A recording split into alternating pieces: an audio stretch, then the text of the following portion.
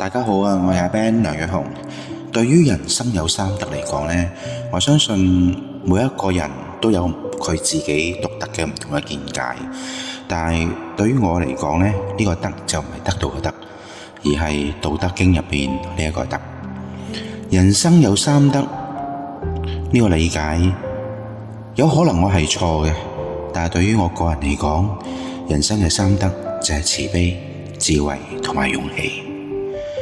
慈悲係令到我哋可以關心他人啦，將呢個智慧引導我哋做出明智嘅選擇，而勇氣呢，就可以幫助我哋面對挑戰，三者相輔相成，促進心靈成長同和諧，讓我哋嘅人生更加充實同埋有意義。